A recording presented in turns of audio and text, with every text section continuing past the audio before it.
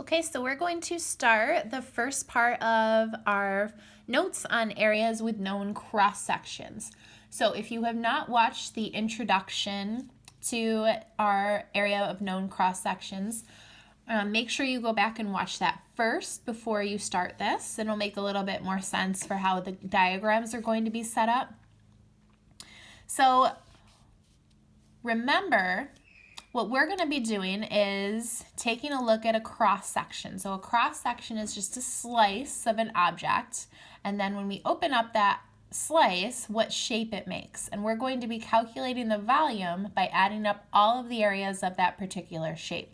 So our formula is actually pretty simple. Its volume is equal to the integral from a to b of the area of each of those slices, and then times the width, so dx. So the area depends on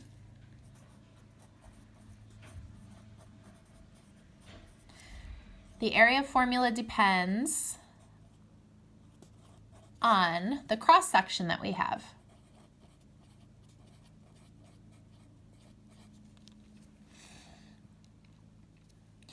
Okay, so just like every other problem that we've done so far in this unit, we want to make sure that our graphs are really well drawn so that we can find everything that we need.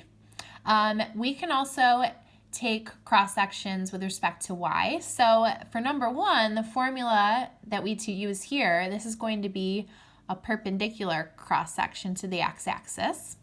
And then if we take a cross section perpendicular to the y-axis, we would then integrate with respect to y. So we're going to do both of these types of problems.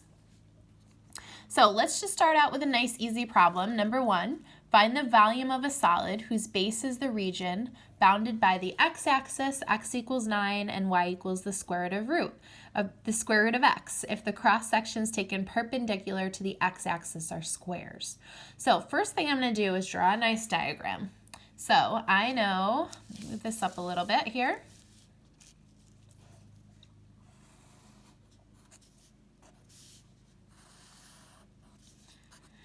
I know what the square root of x looks like.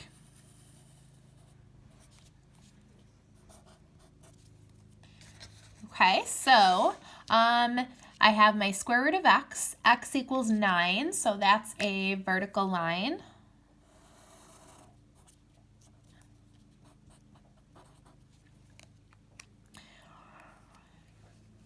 Okay, so I'm going to shade that region in, right? The volume of the solid whose base is the region bounded by the x-axis, x equals 9, and y equals the square root of x. That's this region right in here. So that's the base of our solid. So if you think about like using Play-Doh, you would put your Play-Doh and make it fit right in this section right here. And then you would build your Play-Doh up from here. And what they're saying is that shape that your Play-Doh makes, if you were to slice it perpendicular to the x-axis and break it open and look at it, you would get squares when you do that. So I'm going to try my best to draw some of those. I'm going to use a different color here. I'll use red. So let's say we take this first cross section right here, and that's where I slice my object. And I open it up, we get a square. So down here, if I took a cross section, I would get a smaller square. And at the very end, if I took a cross section, I would get a bigger square. Now it's kind of hard to see, but if we made a 3D version of this, you would see that it would be smaller here at the very end of this, and it would get bigger. But all of our cross sections, when we open them up, would end up being squares. So what I need to really do is find the area formula for one square, because they're all going to be the same because they're going to be in terms of x, and then add from the beginning of my area to the end of my area. So let's start with our formula. Volume is equal to the integral from a to b. So this shape starts at 0 and goes to 9. Now, my cross section is a square, and that's pretty easy because the area of a square is just base times height. or base squared, right? Because it's a square, so both of them are the same. So I just need the length of one of the sides of the square, which fortunately for us, I know that, right? The length of a side of the square would just be the distance between the x-axis and this line right here. So that's just the square root of x is that distance. So my base is the square root of x, the height is the square root of x. If I multiply those two together, I just get x. So that's my area of each of those squares. My width is dx, right? That's the same as delta x, which is my width. And that's it. So we've got the integral from 0 to 9 of x, the area of each of our squares, dx. So that means we're calculating the area of each square, and we're adding all those areas together from 0 to 9, the infinite amount of squares that we have, and we'll get the volume. So this one's pretty easy. We can do this one without our calculator. So let's try that here. I'm going to take the integral, so that's 1/2 x squared, and I'm going to calculate that from 0 to 9. So first thing we do is we do top minus bottom. I'm going to plug the 9 in first, minus, then I'm going to plug the 0 in.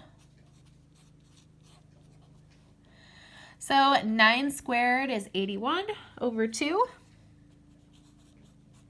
minus 0. So that just gives us 81/2. Now in the calculator, you might have gotten a decimal, which is fine. Let me just, so you would get 40.5.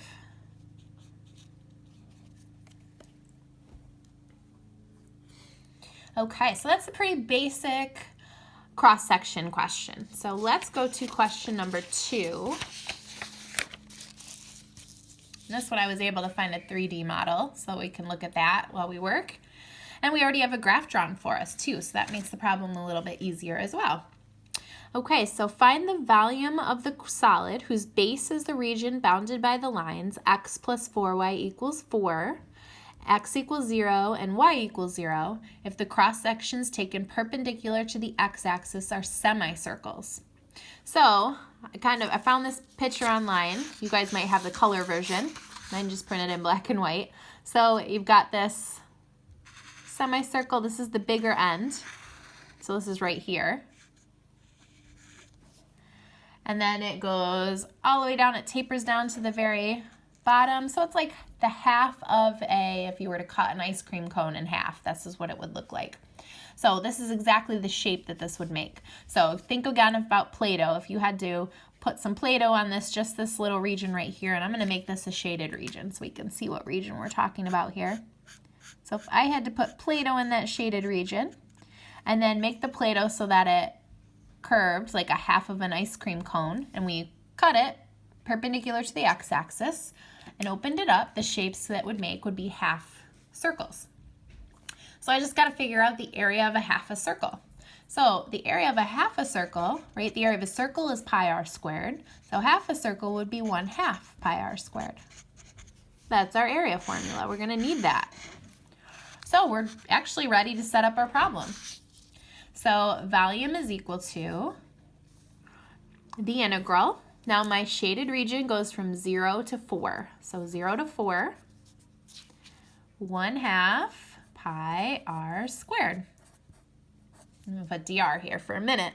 But the problem is I'm missing something. I'm missing the radius. So I've got to figure out the radius. And the radius is this, actually half of the height here. So first I'm going to find the height. And I have a formula right in the problem here. X plus 4y equals 4. So first thing I'm going to do with that is I'm going to solve it for y because it hasn't been solved for y for us. So I'm going to do that real quick. 4y equals 4 minus x divided by 4. So y equals 1 minus 1/4 x. So that's my distance here. But I just want the radius. So the radius is actually half of that distance, right? That whole distance is the diameter of the circle. So I really just want half that. So my radius is 1/2 of 1 minus 1/4 x. And if you want, you can simplify this a little bit. So I can distribute the 1/2. That's 1/2 minus 1/8 x. So there's my radius. Now I'm ready here. I'm going to go back to my work over here. integral from 0 to 4 of 1/2 pi. My radius is 1/2 minus 1/8 x. So 1/2 pi r squared dx. And that's my volume. So for this one, we're going to use our calculator to solve. This would be a little bit more work to do without the calculator. So I'm going to go to math, number 9. And the Inspire, you're going to go to menu, calculus, and then integral. And we're going to type it in exactly how we see it for both calculators. So 0 to 4, 1/2 pi. I'm going to type in that function there, 1/2 minus 1/8 x squared dx. So there's what it should look like, just like mine. Press enter when you're ready. I get 0.524.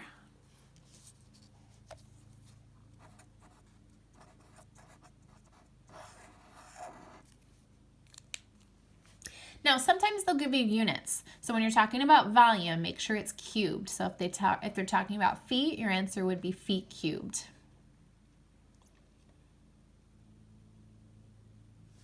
Okay, so that concludes lesson 1 of our cross-sectional area of volumes.